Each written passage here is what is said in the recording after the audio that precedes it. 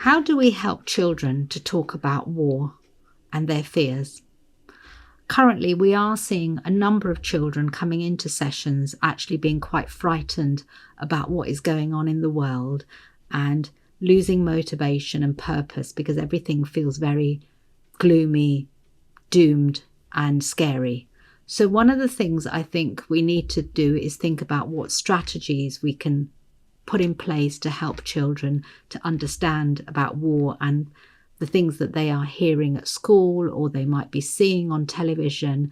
So first of all, I would say you really need to validate the child's experience and really listen to what their fears are and their feelings are. So if they are feeling sad, if they are feeling angry, you really need to validate and normalize these feelings, and that these are normal feelings in a situation like war, and to sort of normalize that you can see that the child is scared and frightened, and that's okay in these circumstances. I think you need to have open, honest conversations about what you know about the war, what the child is understanding, and what questions they might have about war, because war is a really difficult concept to understand. And I think especially for young children, I think what it does is it creates an existential anxiety that makes young people feel unsafe in the world.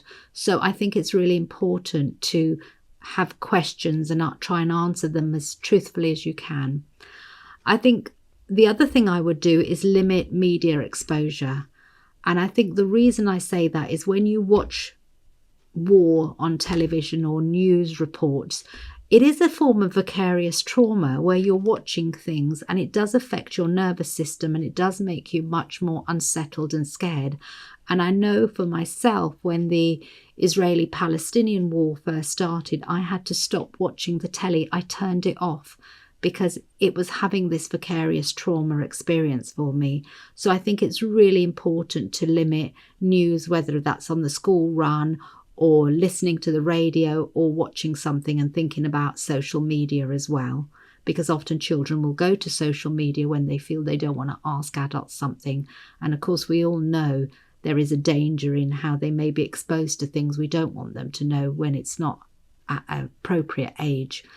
I think focus on safety and explain to your child or young person that they are safe and that we're not at war at the moment and nothing bad is going to happen.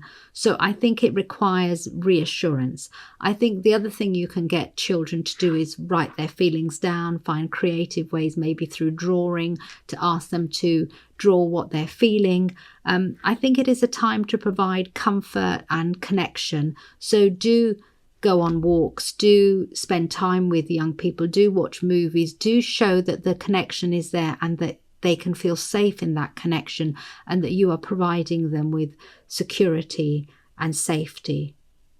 So I really think it is important to have the discussion right now, given everything that's going on in the world.